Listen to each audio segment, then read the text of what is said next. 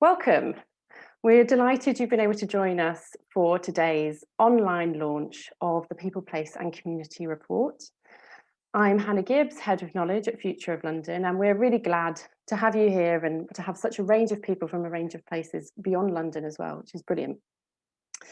Today's discussion is the culmination of our People, Place and Community project, which has been investigating how London's built environment sector can help forge and maintain a sense of belonging, both in new developments and existing neighbourhoods. I just need to let you know that we're going to be recording today's session. It's going to be up on our YouTube channel afterwards, so you'll be able to look back at it and also send it on to any colleagues who you think might be interested. And I'd like to let you know that the project and today's webinar are free for everybody, thanks to our really wonderful sponsors, Arup, Countryside and Pollard Thomas Edwards. You can find existing links to our People, Place and Community content in the chat function.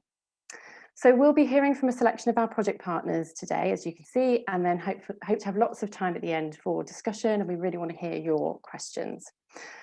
The speakers joining us today are Harriet Boama, who is from Fuse Youth Project.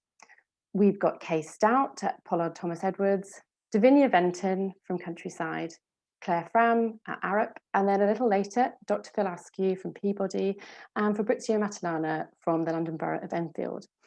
And we've invited all of them to come along today because they really offer a unique perspective on the report and the recommendations.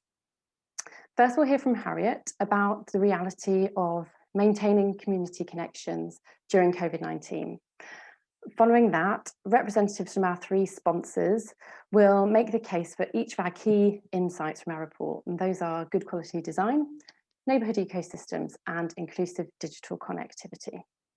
We really want you to debate and question the ideas and things we're putting forward today, so please get in touch and get involved.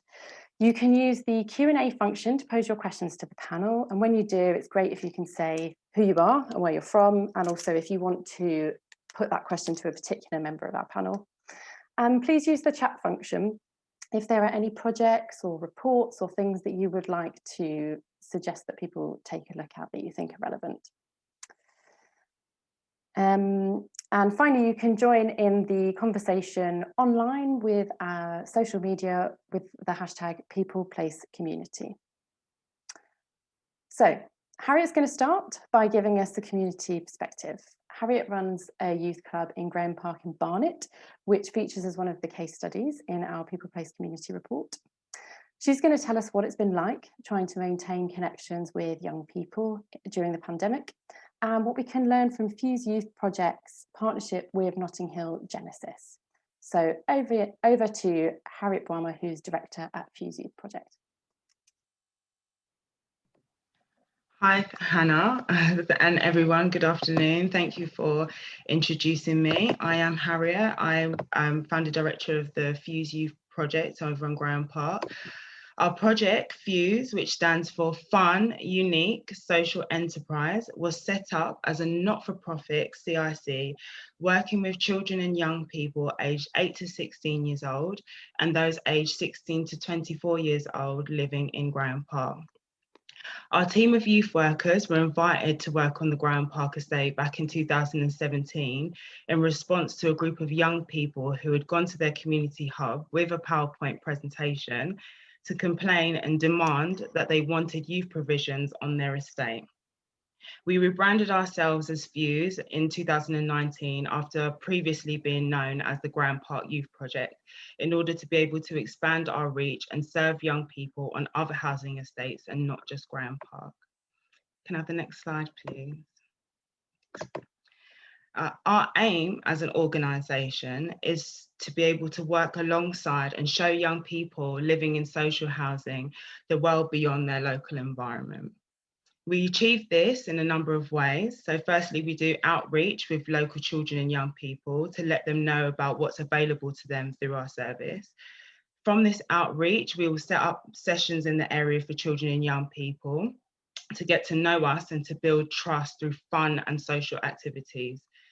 We ask young people what activities they would like to do through monthly youth forum meetings, and we take young people on exciting off-site trips. And in the past, we've been able to take groups to trampoline parks, kayaking centres, miniature golf, and many other places. We do this because we believe that all young people should have access to social and recreational activity, irrespective of their social status. And although our primary focus is for children and young people from low income homes, we also work with those outside of this demographic to include all local young people who fall under the NW9 postcode or have strong connections to the Graham Park estate. Could I get the next slide, please? Since the COVID-19 outbreak, we have adapted our youth provision on the Graham Park estate in Barnet to provide additional hours of support for young people in the form of detached youth work, one-to-one engagement, distribution of goods and food bank vouchers, and online support for young people with activities that promote good mental health, personal development, and well-being. Since the start of the pandemic, we have distributed approximately 900 meals and food parcels to local young people and families in the area. From September through to December, we were operating in bubbles of 15 young people on a Friday evening in line with government and National Youth Agency guidelines. And since the third lockdown, when the schools had to close again, we moved all of those bubbles online. Now, the detached youth work that we've been able to conduct in unison with our online activities has allowed us to provide 600 free hand sanitizers and masks to young people on the streets and giving them advice about how to keep safe as well. Now, facilitating online interactions is not something our service has ever done before. But in light of COVID-19, we felt that it was going to be a safe and effective way to meet regularly with our service users. Online engagements have proved to be a safe space for young people to speak with trusted adults, like our youth workers, about their concerns and equally their successes. We still meet, and they can still meet with their friends as well, of course. And each week we've been getting between 10 to 15 young people in a Zoom session, and this has been happening 3 times a week. Could I get the next slide, please? COVID has taught us the importance of being able to adapt in order to maintain social connections. The people who use community services like ours often come to rely on them, which is why we see the same faces time and time again. And our service grows as they refer their friends and family and their neighbours, and then they repeat the pattern as well. It's important that regardless of what is happening in the world, all services that seek to serve the community learn to quickly and safely change so that people are not left stranded at any point, and that the momentum is kept so that people don't look to dangerous or antisocial or illegal alternatives to meet their own needs. COVID has brought to the surface a number of people who have never needed our service prior to the pandemic. Young people have benefited from the small group sessions that we've been able to provide, and they've grown in confidence as a result of it. And we're so glad that we were able to adapt instead of closing our doors. Parents have utilised the different offers that we have within our services, like the food parcels and the food bank vouchers. An example of, one of the people that we came into contact with during the first lockdown. We had a single mum who had a 12-year-old daughter, and she was struggling to work from home and manage the relationship with her daughter. She was really, really grateful that we were still able to provide activities over the summer and that her child could get involved with this. Now, her daughter had no friends in the local area because she attends school in a different part of the borough. But because we were able to adapt and still provide a safe session, she could attend the youth club and even made new friends. And her mum was able to get on with the work in peace and keep the peace in the home as well between her and her daughter. So it's important for people like this to be able to identify where to go in their hour of need, and that community groups and practitioners are able to meet the needs of their residents so that they don't feel alone in what is already an isolating situation. Could I get the next slide, please? Working in partnership with other local organisations and services is beneficial to us as we are a small service provider. And we don't always have the means or the funds to carry out the work that we want to do. So going for partnership bids with other service providers and teaming up with larger organisations has allowed us to generate a better offer for our young people. A good example of this would be the Universal Youth Offer, which was implemented as a part of the Graham Park Neighbourhood Theory of Change, which was funded by Notting Hill Genesis, which included our service, Fuse, Young Urban Arts Foundation, and Art Against Knives, who are all youth service providers. Working in partnership together, we seek to serve all the different abilities and ages of young people that are currently living on the Graham Park estate. The Universal Youth Offer is a good example of a fruitful local partnership based on neighbourhood change. Some of the outcomes for the young people from this included making new friends, raising their confidence and aspirations, improving their well-being, and having fewer and less anxieties. Could I get the next slide, please? One of the challenges that we face on the Graham Park estate at the moment is that there are a number of derelict units which have been left abandoned for some time, which has had a negative impact in regards to community safety. Now, abandoned buildings and neglected spaces can often become breeding grounds for vandalism, crime, antisocial behaviour, and substance misuse. Notting Hill Genesis have worked in partnership with Colindale Communities Trust to develop community assets in Graham Park, something that our service, Fuse, and other community groups and residents will very soon benefit from. CCT have been proactive in raising funds to be able to secure the old library, which you can see in the picture on the estate, which has been out of use for a number of years, and they've contracted Notting Hill Genesis to develop it, converting it into a refurbished community space where the youth club, as well as other services, will be able to work together out of to serve the community.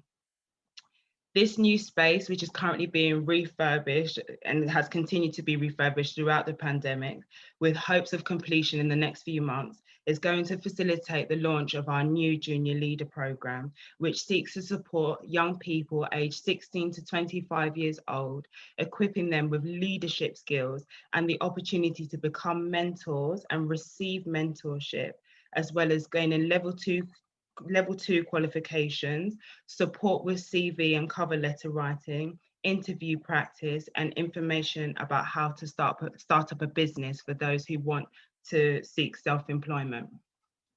Could I get the next slide, please? So to close, if I'm to give advice to other housing associations or practitioners involved in regeneration, it will be to clearly identify the community groups which are operating on the ground and to hold regular sessions and meetings with those leaders and resident champions to gain honest and up-to-date insight about what are the current and possible future needs of the people living on that estate, so that residents' voices are included at every stage of the regeneration and to make them feel included in the process, which will only encourage them to look after and maintain the area well, and give them a sense of ownership over their living space.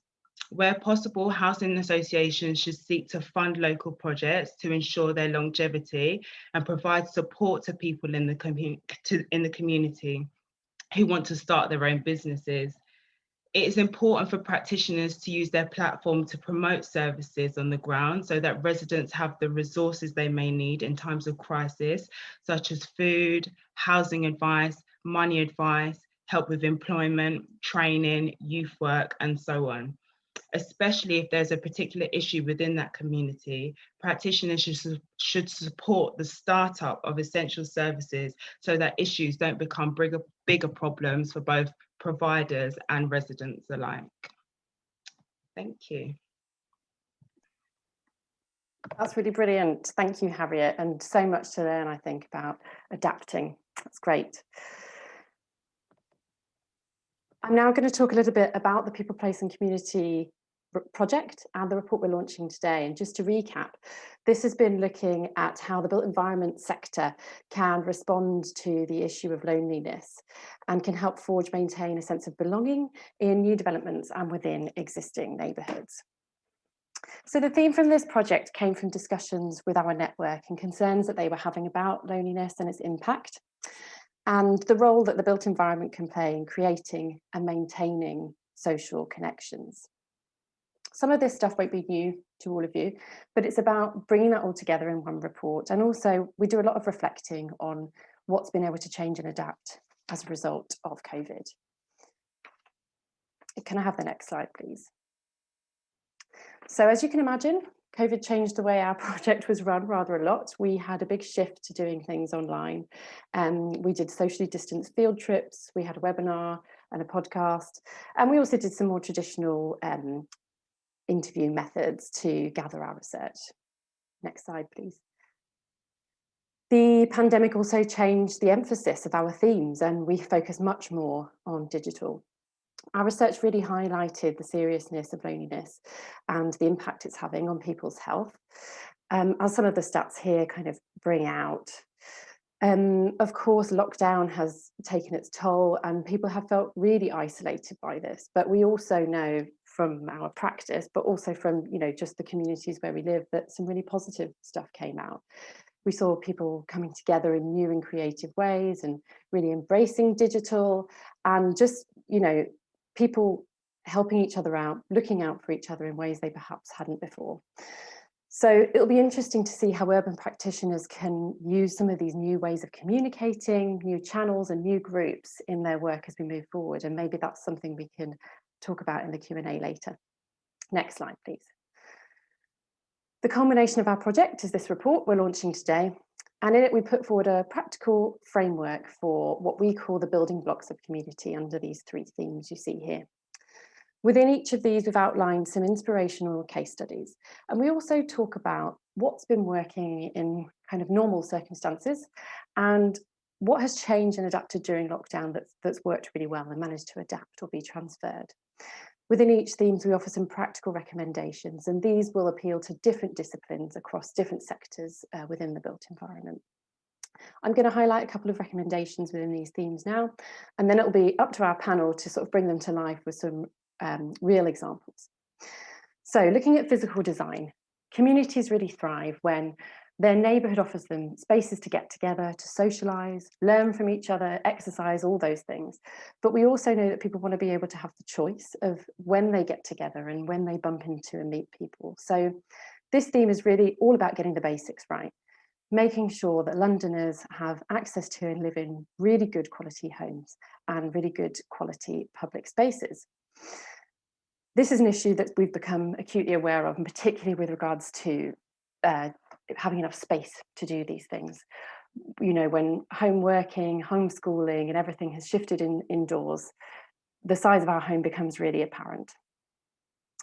In the report, we talk about the need to provide opportunities for people to spend more time outdoors. And we also talk about putting stewardship at the forefront of development right from the beginning. We also offer some suggestions about how we invest in community capacity building, and we call on the GLA to reevaluate space standards within homes. And I think this is becoming ever more important as we see that the shift to home working is going to be permanent for lots of us. Neighbourhood ecosystems. All places have an interconnected network of businesses, organisations and individuals who are active in some way, either formally or informally. And what we kept hearing, and I think Harriet kind of brought out as well in her presentation, is let's not reinvent the wheel. Let's use groups that already exist and, facilitate people who are already motivated in communities and work with them. And I think what that means now is local authorities and housing associations, for example, may be drawing on some of the mutual aid groups that have cropped up during the pandemic and seeing how they can work with them. We also suggest allowing the community to help make decisions about where money is spent for Section 106 allocations. And we talk about diversity. Diversity is really key in community. Only today it's been reported that disabled people and people from Black, minority and ethnic backgrounds, as well as low-income families, are more likely to face higher living costs. And we also know that this is going to affect how people participate in their communities. So we all have a role to play in making sure that people aren't excluded from what their neighbourhood has to offer. So there are some recommendations on this as well. Finally, digital connectivity. So from the way we do our shopping, to the way we learn, to the way we connect with people, obviously over the last year, our communities have become increasingly digital. And for some people, that's great. You know, that gives them the opportunity to get involved in their neighbourhood and feel like they know what's going on. For others, that's only part of it, and they need to have face-to-face interaction to feel that connection. There's also a huge disparity on access to digital depending on income. So the report highlights the need to provide access and training, particularly to the over 55s and our more vulnerable residents. And another important recommendation is for professionals to think about how we combine digital community strategies with the physical design process. And I know Claire's going to pick up on that later. So hopefully that's given you a bit of a flavour. I'm going to do a slight change to the agenda because I know one of our panellists had a bit of issue getting in, so I'm going to give her a moment to breathe. And if it's okay, and I'm not going to surprise Davinia too much, I'm going to ask her to go first. So Davinia is, I'll just give her a minute. I'm hoping she's going to be able to join us. Yeah, great. Thanks, Davinia, so much. I hope I'm not shocked you too much. No, don't worry. Davinia is Partnerships Director at Countryside, and her experience is in regeneration projects, both in town centres and in estates, and particularly with a focus on brownfield. She'll be making the case for neighbourhood ecosystems for thriving social connections. Thanks, Davinia. Off you go. Thanks, Hannah. I'm going to outline today the importance of communities and regeneration projects and how we need to work with them to ensure that all of our community ecosystems thrive. Countryside is currently developing 22 schemes across London, and the majority of these are estate regenerations, where we are working with existing communities. It's so important from the outset that we continue the community's vision and their identity for the area, putting community empowerment at the heart of our approach. All communities have interconnected networks of services, organisations, businesses, and individuals who are active in the community, which will help form the community ecosystem. We need to build on what already exists, as Harriet mentioned previously, and work with the communities to identify any gaps that there are. We can then understand what opportunities the community needs and either facilitate the connection locally or provide it in the development. On a number of our estates, there are really strong communities. However, they have waited a long time for these regenerations to happen, and they start to not take care of the public realm or the buildings that they live in. So it's really important to listen and understand what the community needs and aspirations before we even start evolving an approach for a development. The community needs to take ownership of the plans so they can take pride in the finished development. Sorry, everyone, that's my dog barking. This is why I feel community ballots on estate regeneration projects are just so important. Comprehensive resident consultation has to be carried out to ensure the offer is in line with the residents' wishes for their own homes, and that they have enough information to make an informed decision. For instance, last year, Countryside and the World Borough of Kingston achieved a successful ballot for the Cambridge Road estate. Here, there was an 86% ballot turnout, and 73% of residents voted in favour of the regeneration. And this was for a 2,000 home regeneration. So it was very aspirational, the plans we were coming up with. This exceptionally strong mandate was the product of close collaboration between the council, Countryside, and residents. It's a very diverse estate with over 40 languages spoken, so we had to offer translation services from the start to maximise the engagement. Now, I can't do this presentation without discussing the impact of the pandemic and what it's had on communities. It has made us all slow down the pace of our lives and reevaluate what is important, and improve the relationship we've had with our neighbours and communities. We've had to increase dependence on our local services and really understand what makes us happy in a day-to-day life. This increased dependence on our local services and the realization of a 15-minute city has become more important. Every neighborhood should fulfill 6 social functions within a 15-minute walk: living, working, supplying, caring, living, and enjoying. A good neighborhood ecosystem supports all of these and allows people to be connected to their network as they go through different stages of their life. Now, post the pandemic, working practices will be far more flexible than they were before, and there'll be a trend of more people working from home. So having a desirable community ecosystem that supports you both emotionally and practical is very important. An example of this is Beam Park, which we are currently delivering with the GLA and L&Q. This is brownfield regeneration, which will consist of 3,000 new homes. And right from the outset, we looked at the 15-minute city principle to see what during the master planning and the delivery phases we need to put into this brownfield regeneration to support the new community and the community that surrounds it. So in the first phase will consist of 450 new homes and considerable amounts of infrastructure, including a primary school, nurseries, dentists, GP practice, a new station, public realm, everything we feel that right from the start the community needs, not just for new residents, but the surrounding community around the brownfield site to draw them in so it becomes one large community without any boundaries. For any regeneration, it is so important to monitor the evolution from a community perspective. An example of this is our Acton Gardens estate. Here we're working with Social Life and Reading University to monitor every 2 years the residents' perspective of the regeneration to ensure that all future phases are evolving along the lines of what the residents want.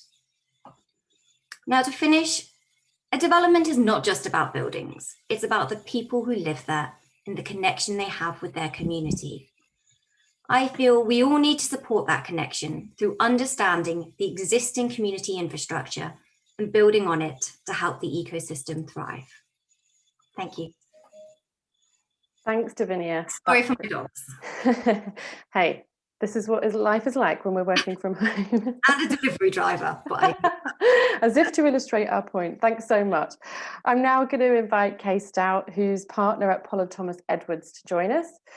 So Kay specialises in large-scale regeneration projects and will be arguing that good quality design is the most important building block in creating community, using an example from outside of London. So Kay, go ahead. You just need to unmute before we start. Thank you. Thank you. Thank you very much, and well done, Davinia. That was brilliant. Okay, so my question is, can the design and build of rural neighbourhoods teach us how to build even better urban communities? Woodstock is a beautiful historic town in West Oxfordshire, and it's the home of Blenheim Palace, and one of those towns that look increasingly attractive to that most modern of workers that's really been created quite recently, the long-range commuter. It's an undeniable fact that, inspired by the pandemic, commuting intermittently from further afield, where there's probably a perception of more space and cleaner air, is becoming attractive to more and more Londoners. And it's also where we have designed 2 new compact neighbourhoods of around 400 homes. And what's been interesting about working in the rural environment compared to my usual urban environment is that what existing communities fear in the countryside is exactly the same as they fear everywhere. People are just really protective about their routines and their outlook and where they live. And so that's why I think it's really important to make sure that new developments enable and indeed even facilitate existing communities to connect with each other so that everyone benefits from the change. One of the case studies, or 2 of the case studies in fact, featured in our People, Places, Communities report in Chelmsford and Stratford have demonstrated that it's possible to design environments in which families and communities of many backgrounds can thrive. But what's interesting is that the same principles that we applied to our compact proposals in Woodstock apply equally to our case studies in Chelmsford and Stratford. And that's about providing a range of accommodation of different tenure and sizes, including homes designed specifically for the elderly, responding to local housing needs, prioritising on affordable homes for local people and key workers, designing master plans that are informed by their context, and in the case of Woodstock, the countryside and local heritage features. And each development offers significant areas of open space for use of existing and future residents. At Woodstock, we've created what we refer to as the Green Living Room, which is a place for everyone to socialise, to exercise, and to come together. Residents are encouraged to use alternatives to cars, and the layouts really focus on pedestrian and cycle movement, and the streets become social spaces. And at Woodstock, we're also proposing farm-like parking barns to provide off-street parking for residents, which today accommodate maybe their second or third car, but maybe also can be used for the collection of their Amazon packages, for Christmas fairs, or for plant sales. And the principle is that as the car use dwindles, the possibilities for this flexible barn space will increase. And what's exciting about the parking barn isn't so much the idea of recognising and anticipating a reduction in car use over the next 30 years, but also the potential for its use as a third place for community activities. I think it speaks volumes about the commitment of this particular developer, Blenheim, that they also recognise that change is coming. We need to be making third place venues standard practice in all new urban developments, and something with a bit more ambition than a room for children's parties. As more of us will be working from home, so we can propose more facilities for home workers, meeting rooms maybe, or a classroom for use during future lockdowns. In essence, I'm talking about flexible, tough spaces that can anticipate future use for urban development in the way that parking barns do for Woodstock. The research by Velocity, which explores the future of the Oxford-Cambridge corridor that Woodstock is part of, focused on the very real issues facing our rural communities, in the same way that the People, Places and Communities report has been focusing on the residents of London. Their report looks at how we can densify villages, unlocking unused spaces to create new buildings for working and living, and most importantly, physically connecting rural communities to foster mutual support. We accept that people will work from home, which means rethinking the kind of spaces we provide, and what else will constitute the pandemic era neighbourhood. Even those working at home will need access to other kinds of spaces that the home cannot provide. Administrative hubs that provide access to mass photocopying, or at the very least, printing of more than 2 pieces of paper. At one extreme, I can see the possibilities of domestic space in London returning to the Middle Ages, where living and working sit literally on top of each other. But space is not a universal right, and that's why I think it's incumbent on all of us to think about developing the right type of space to foster resilient and enlivened communities. And while Velocity used urban ideas to propose new thinking for countryside villages, perhaps we can learn from the boldness of Blenheim at Woodstock and its commitment to parking barns to encourage developers in London to commit to high quality design and more imaginative development briefs that include genuine community focused flexible spaces. Thank you. Thanks, Kay. That's brilliant. Really interesting to hear about a rural example, and I can feel a theme of flexibility and adaptation coming along. So now I'd like to invite Claire Fram, who's Senior Product Manager at Arup, to put forward the final building block of community digital connectivity. Claire's work focuses on using digital and data in transferable and accessible ways to make sense of our complexities. She'll be bringing some examples from the US that she thinks we can transfer here in making sure that digital is at the heart of plans for community. Thanks, Claire. Thanks, Hannah, and thank you to my fellow panelists. Great to hear your perspectives. But I'm here today to make the case for inclusive digital connectivity being the most important pillar of connected communities. And I want to talk about this from two sides. I want to talk about the promise of digital connectivity and walk through some examples of what this might look like. But I also want to talk about the risk of neglecting digital connectivity and provide a bit of a perhaps warning to make the case for why inclusive digital connectivity is the most important pillar. Well, let's start with the pandemic and the experience that we all might have had. And I think Harriet and the Fuse Youth Project provided a really clear example of how important it is to have a digital experience and able to keep our communities running and to continue to provide services to our communities. In a way, digital technologies offer the potential to bring services into people's homes, which is a very personal connection that you don't have with public spaces. But I also want to talk about how digital, and I think a lot about data being very closely connected to digital, how that influences our physical spaces, because after all, we're here to talk about how the built environment influences the connectivity and social ties of our communities. So I'm going to give you two examples here. One is a curbside management story. So curbside management, meaning what do we do with the space on the street right next to the pavement? And this is something that transport planners and city planners have been very interested to understand. How might we adapt that space and make that space more useful to the community?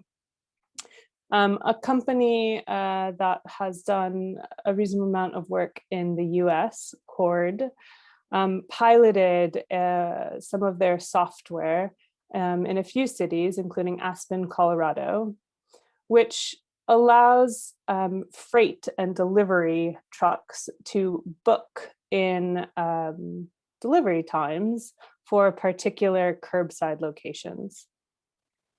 That meant that over the course of the pandemic, when this trial or pilot took place, the local authority was able to identify when the busiest delivery times were and when there was slower delivery action.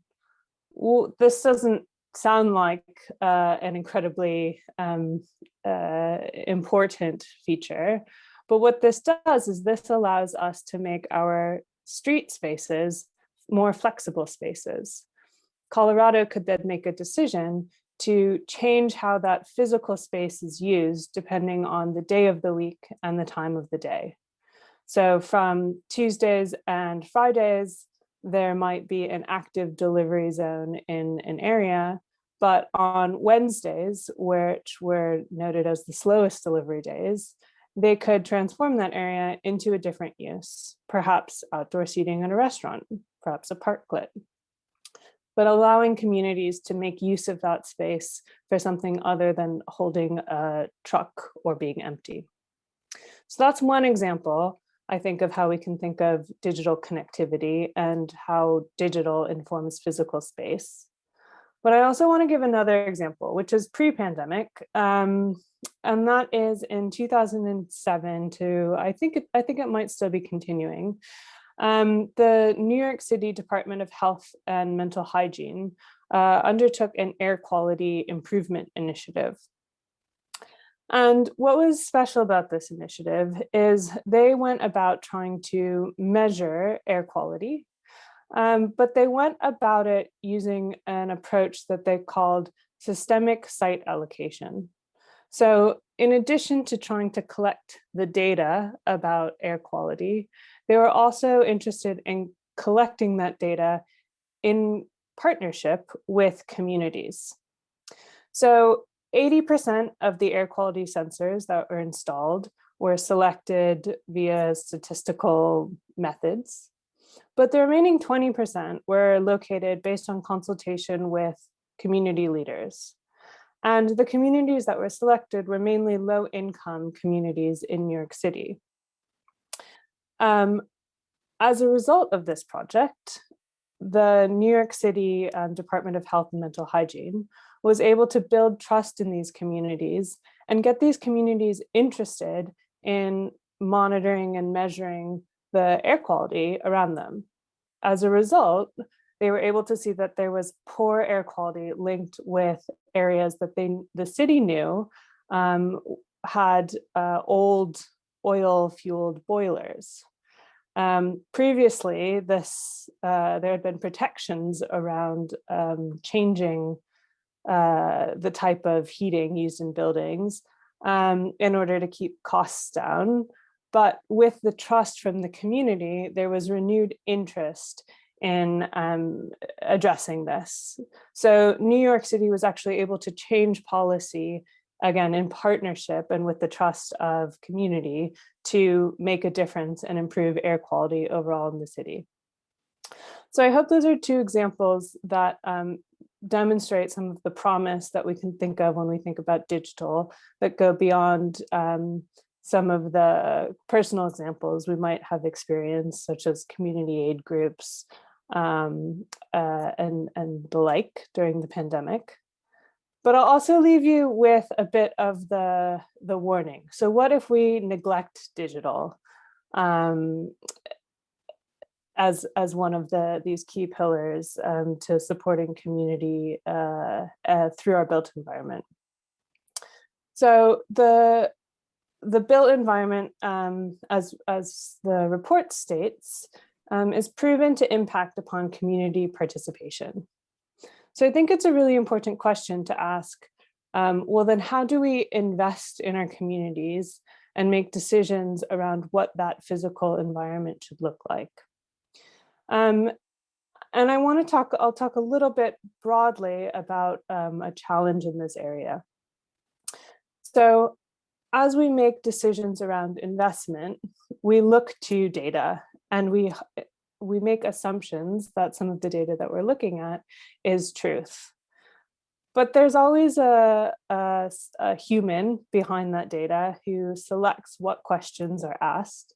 And even some of our truest data, census data, which measures our communities and helps us identify what sort of resource and allocation might be appropriate for different neighborhoods, that in itself is influenced by the people collecting it. So a very dramatic example of this is in the 2020 US Census, the Trump administration wanted to change the way that we count population to include only voting age citizens. If this were to be applied, then the overall representation of the country would change. So historically, we can look at examples of where data got it wrong and enabled oppression of some of our more vulnerable communities. And I would say if we neglect digital as part of a connectivity strategy for our communities, then we risk making certain mistakes and assumptions about what our data is truly telling us. Thank you. Brilliant. Thank you, Claire. That's really great. Right, I'd like to get to your questions as soon as we can. So please, if anybody has questions, if you can pop them in the Q&A function, it would be lovely to hear from you. So there's lots to discuss. I'm quickly going to introduce a couple of more panel members who are going to join us to take your questions. Dr. Phil Askew is Director of Landscapes and Placemaking at Peabody, and he is working on one of London's biggest regeneration development projects, Thamesmead, which features in our report. And Fabrizio Matalana, who is Principal Urban Designer at London Borough of Enfield, and he is leading on design advice for some of the borough's biggest projects, such as Meridian Water. I'm going to offer, before we get to the Q&A, just a chance for Phil and Fabrizio to introduce themselves by reflecting very quickly, because I want to get to the discussion, on their reflections on the report. So Phil, if you could tell us, out of all the recommendations within the report, which do you think would have the biggest impact on the way people make use of public urban space to form connections with people? I mean, for me, I think the key thing is engagement, and by engagement I mean thinking about co-design and stewardship as well, in particular. You know, there was a quote they often use from David Attenborough about how do we get people, for example, to think about climate change, and the key thing is to get them into their environment, which is a key part of what we're doing in Thamesmead. And I think in that respect, thinking about stewardship, thinking about how places are managed and looked after for the long term is all about getting the people who live there and work there into that process, whether it's, you know, on a board or picking up litter or helping plant trees or all sorts of things. That's a fundamental part. Yeah, great. And I think that harks back to some of the things Harriet said about bringing services into people's homes, and also about Davinia, you know, talking about translation services and just the basics of making things accessible so people can get involved. Thanks. So Fabrizio, as you know, our report focuses a lot on the need for kind of cross-sector work and collaboration. What do you see as the role of local authorities in this cross-sector working to encourage social connections?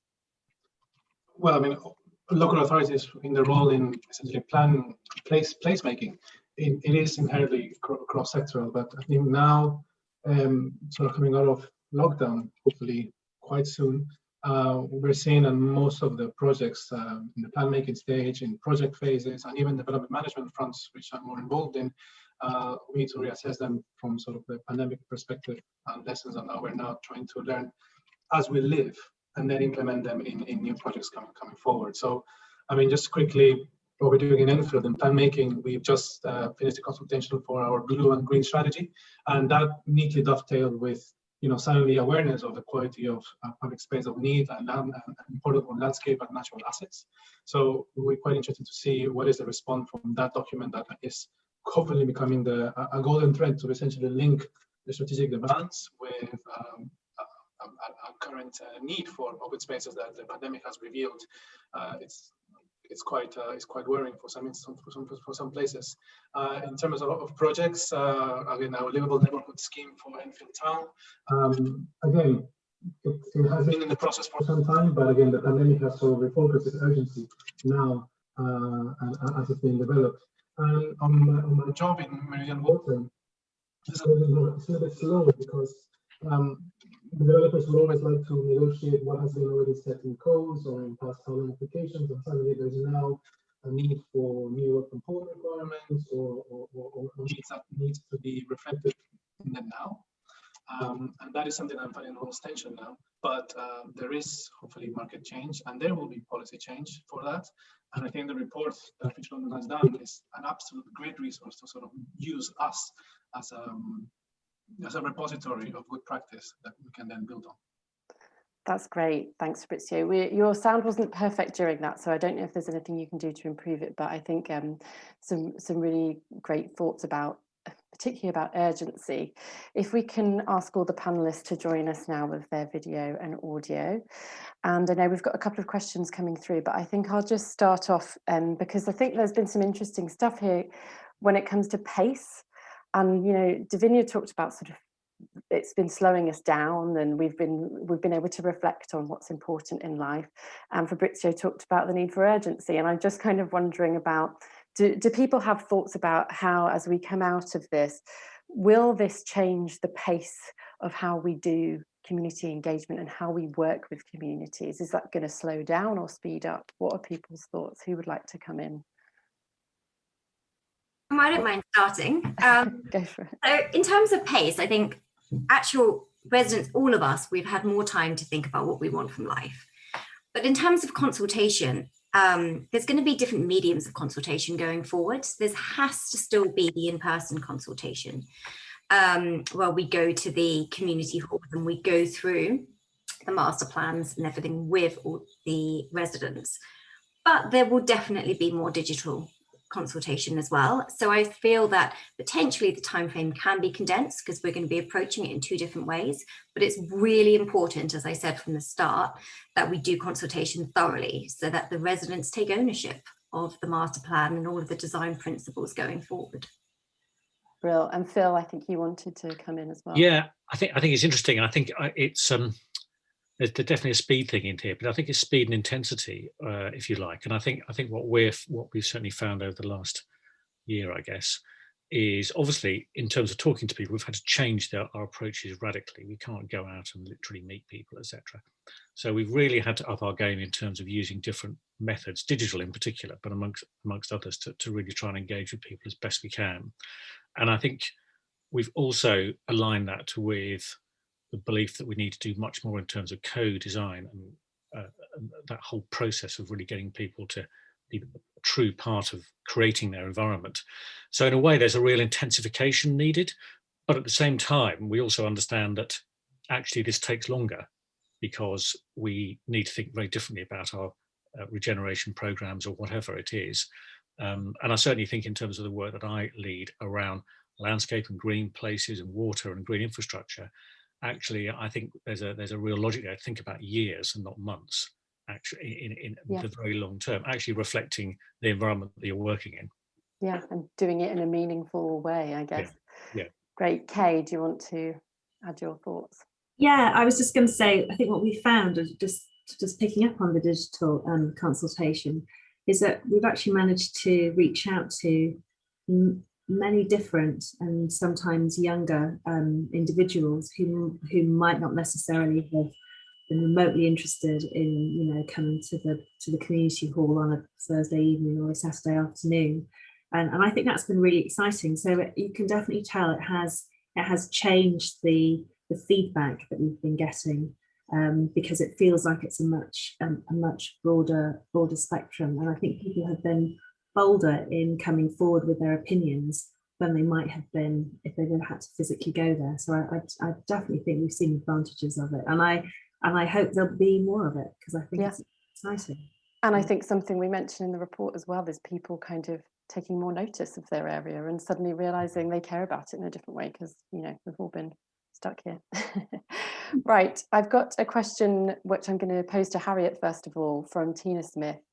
She says, sometimes it's hard working with a diverse community, especially when we've got a mixture of young and elderly residents, and young people can lose out. How can we deal with that? I think it is about connecting with the workers or the leaders or whoever is working with those young people. I think with young people, what often happens is they build trusted relationships, and sometimes to bring somebody else in, it can be difficult for them to then have to retrust somebody and then open up. So I think, it's about working with those that are in those leadership roles with the young people to get their voices heard. Yeah, brilliant. Does anybody else have any examples they want to bring up? I mean, I think, the fact, Harriet, that as you were talking about in your presentation, that you were able to adapt so quickly is obviously because you've got those relationships with those young people and you could sort of hit the ground running, I guess. Thanks for that. I've got a question now for Claire from Ken Whitaker at Quota Heritage. He says, how compatible are the baseline data requirements for the ecosystem design and digital approaches, and what are the implications for community participation? Great, thanks. I wasn't quite sure what the question was around baseline data requirements. I think if we're talking about how important is it to just essentially map what exists today and the role of community participation, that I think is a really rich topic.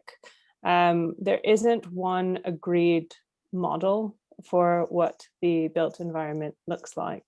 The Ordnance Survey has one version, Google Maps has one version, OpenStreetMap has another version.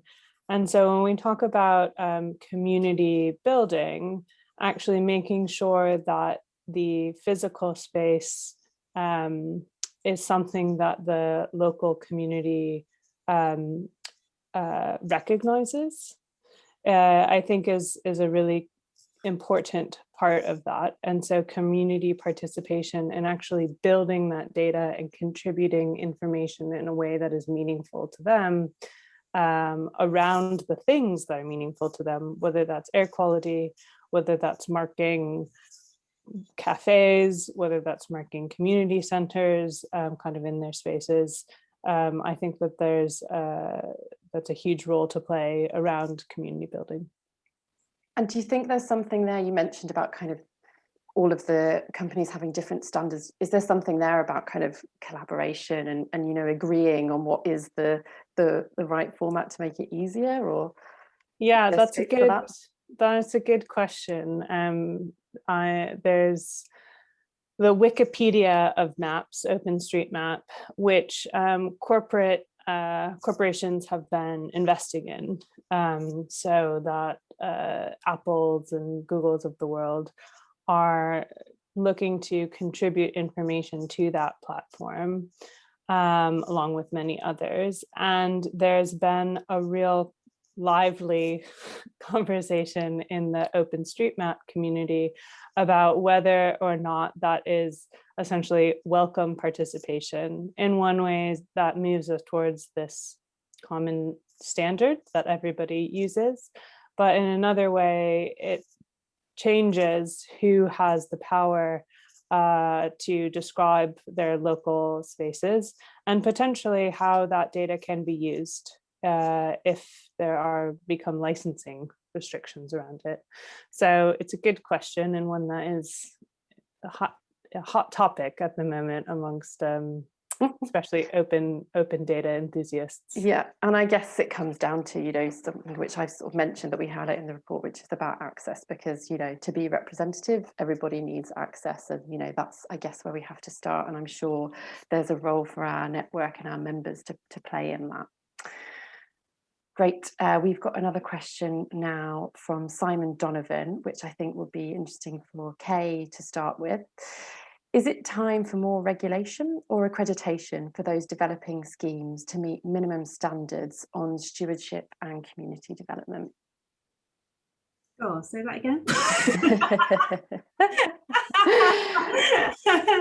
Is it time? I will say it again. Is it time for more regulation or accreditation for those developing schemes to meet minimum standards when it comes to stewardship or community development?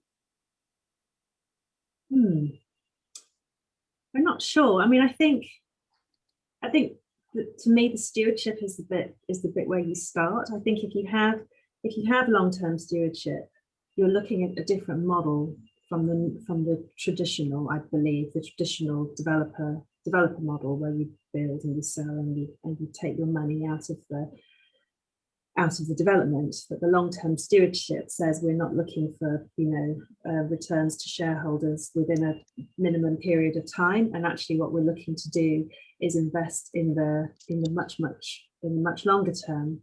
So I think it actually starts with that, and then whether you then worry about accreditation or regulation, I think is less important. I think you've got to have the long-term stewardship in the first place, to have that long-term investment and that long-term interest in what happens in the community and the neighbourhood and the development that you are creating. Yeah, I suppose the worry is, do we need, you know, do we need sort of put down higher standards of regulation to sort of force the issue? Because there are always going to be people who are super invested in this and doing it as part of what they do and thinking about that long term. But do we need to sort of push for higher standards to sort of bring everyone up to that level? Yeah, I think that is probably true. I mean we talk at Paula Thomas Edwards about councils. Councils are the best examples of long-term stewardship. I mean, they could and should be the beacons that everybody is looking up to. You know, they really have an opportunity to be the role models and to provide those examples where other developers and residents go, oh, I really want to live in that neighbourhood or that community. So yes, you're right. I think so. If that has to happen through regulation, I suppose for if it were councils that you absolutely hold up to that standard, then yes, I think we should. That would be great. Great. Phil, I don't know if you've got any reflections, and then maybe we'll go to Fabrizio to sort of come back on that point from Kay. Yeah. Well, I think it's a really good question. I mean, I guess there's sort of at least two thoughts immediately occur to me. I mean, Peabody have been building and looking after properties in London for over 150 years. So in a sense, there's a sort of long-term stewardship built into the way that we behave, and I'm sure that goes for many other similar organisations as well. I think with a place like Thamesmead, where we very unusually sort of almost act as a sort of quasi-local authority in some respects, not entirely all by any means, we're thinking really seriously about how the sort of very unusual landscape assets that we have can be looked after in the very long term, because over time, since the GLC thought of Thamesmead and started to build it in the 60s, it's been through a bit of a roller coaster in terms of how that environment has been looked after, the quality of place for people, maintenance, all sorts of things like that. So I think there is a need to think about what sort of outcomes we want. I'm not sure it's about standards, but I certainly think there's a really important thing to think about outcomes and time as well. One wants these things, these assets, if you like, to be looked after in perpetuity to a good standard. Thanks, Phil. Fabrizio, do you want to come back? Can you hear me okay now? Because there was questions about my audio. It's not perfect, so I would say speak louder than you think you need to. Okay, I'll maybe turn my video off in case that helps. So can you hear me now? Yeah, that's okay. Okay. Well, for example, in Meridian Water, I think is seen as sort of the poster boy of Enfield. We are the master developer.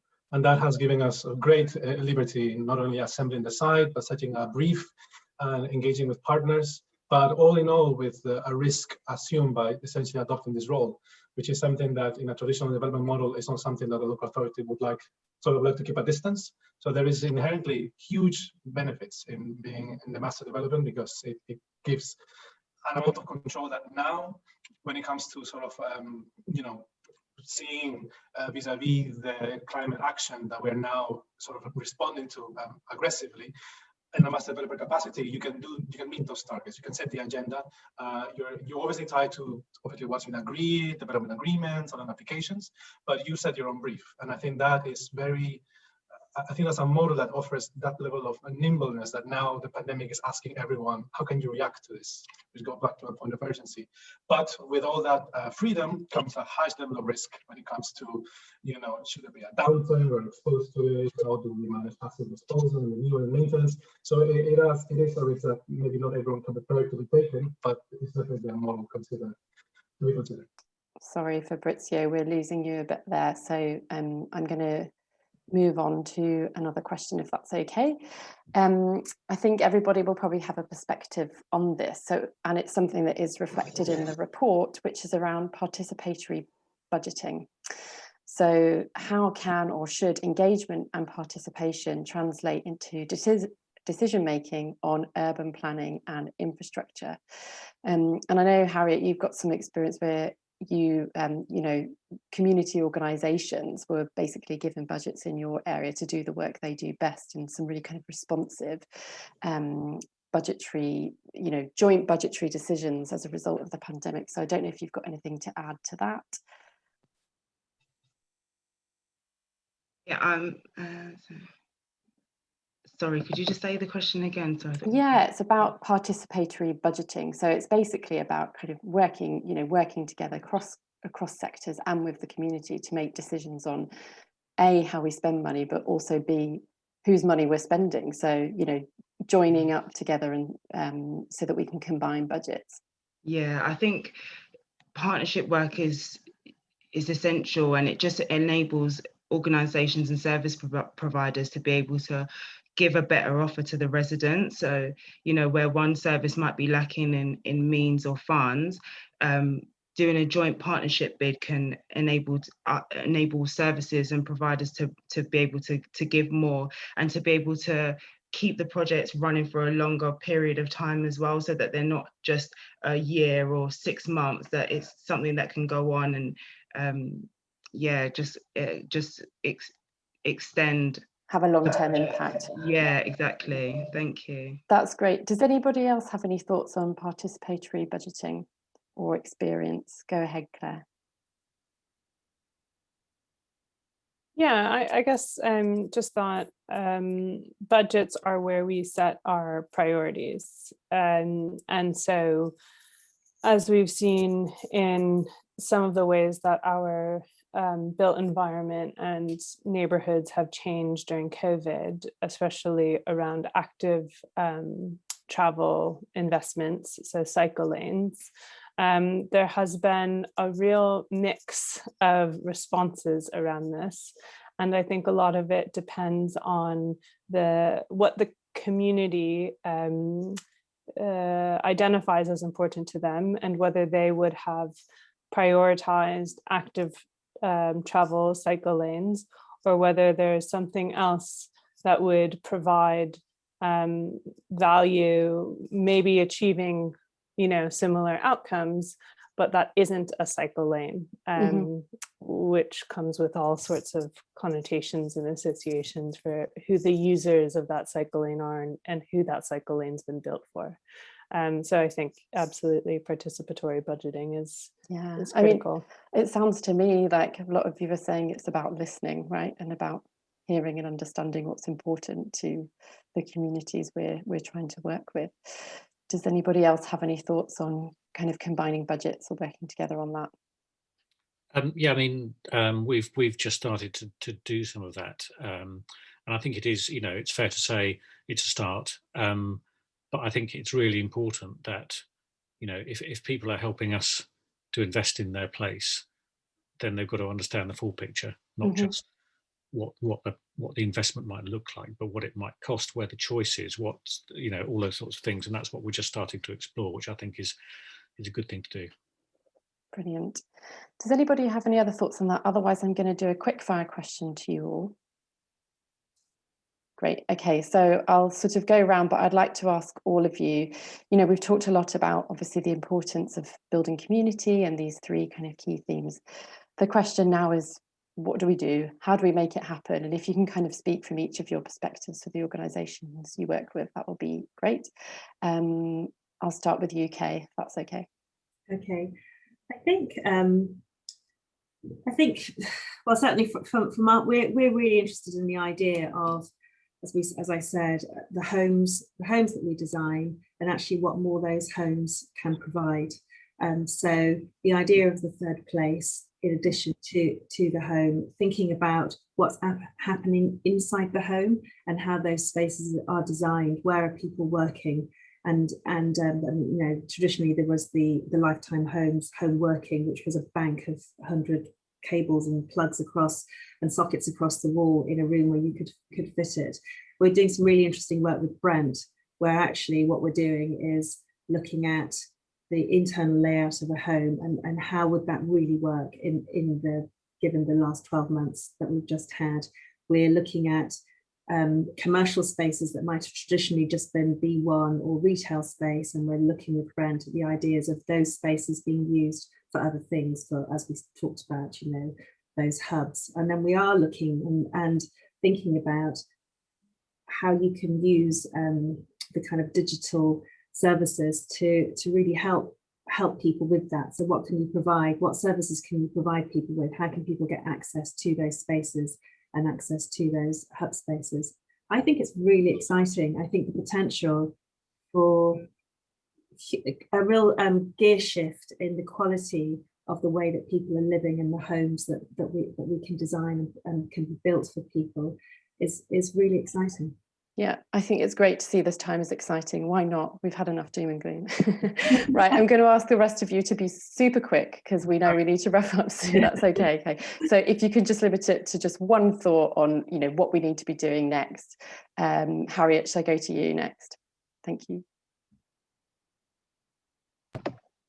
Hi, so just quickly, I think going forward, housing associations and practitioners need to be looking more at how they can develop community assets for smaller organisations and other like on the ground organisations, and for there to be more regular opportunities and meetings for residents to come together and voice their needs and concerns and successes on their estates.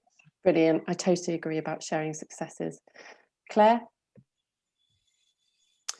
Great. I think we're now used to engaging in this digital way, and there's a expectation that we have data for everything that we need to make decisions around.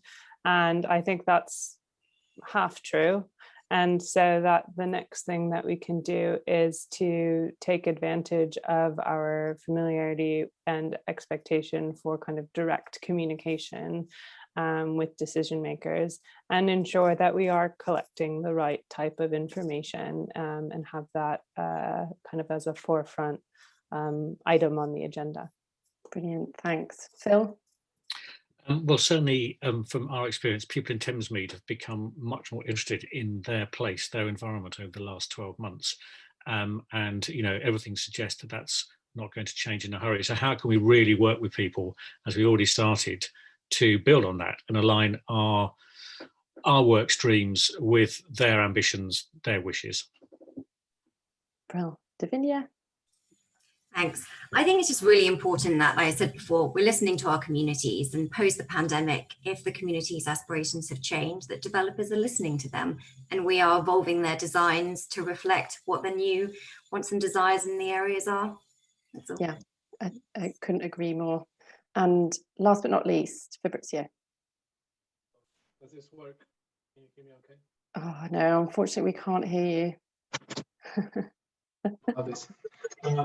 Very quickly, I think codes and precedents are, for me, like the thing to aspire to improve what COVID has shown as deficiency of quality of homes. There's been questions on the chat about space standards, and that's something on the recommendation of the panel that the document presents. And I think it's now time to reverse engineer what the current system has given us to live during a pandemic. Has 15 meters distance between buildings adequate in terms of public open spaces that relies? Is the 2 hour per day requirement for daylight actually lent to good fit for purpose spaces? And I think this is something that we need to inquire, analyze, and then set new codes and set new precedents that future practice can learn from. Yeah, that's brilliant. Thanks so much. Well, thank you to all of our brilliant panelists. It's been really great to hear what you've had to say, and just such interesting presentations and responses to the report. And thanks really very much as well to our audience for all of your questions. I'm going to now hand over to our Chief Exec, Nicola Mathers, who's going to draw us to a close. Great, thank you so much. Thanks, Hannah. Just a few final words, just a reflection really on what I've been hearing today. We started off listening to Harriet talking about the amazing kind of creativity that her and her team went through to develop entirely new services online, keep services going, reaching out to people, finding new people, and obviously delivering services that are literally kind of life-changing for people. Like, it's really incredible. I mean, Davinia talking about the importance of continuously talking to residents and monitoring how they're doing in terms of delivering regeneration, and then being open to adapting later phases as we go. We heard Kay talking, using parking barns as a way of creating spaces within new developments that can adapt over time. Claire talking about the use of data to enable us to use spaces very differently, even on a day-to-day basis, and talking about creating spaces for communities to use on one day and logistics and freight to use on another. So I just think there's a real kind of theme here about adaptation. We can talk about good consultation, we can talk about good design, but times have changed so dramatically, and I think the challenge for the sector is to ask ourselves, have we genuinely adapted? Have we genuinely changed the way that we are doing our work now to pick up on these messages? We've created this guide. We'd really recommend to use this guide as a way of doing that challenge, of asking yourself in the way you work and the projects that you run, are you picking up on all this good practice that we've been collating over the last 9 months? So please download the report. I think it's going in the chat now. Do let us know what you think of it. Do share your stories. We're always looking for good stories, and we'll continue the conversation on how people are changing and adapting to working in a COVID world and really putting communities at the heart of new development. I also just want to say a big thanks to the team, who's in an amazing effort, particularly Anna and Sophie. I know you're out there, they're on maternity leave, but they did so much of the work, which has then been taken off very gallantly by Hannah and Tara and also Ollie. So thanks very much for the support for putting the whole guide together and getting us going again and getting us launched. And obviously thanks to our sponsors, and thanks to all of you as well for sharing this afternoon with us.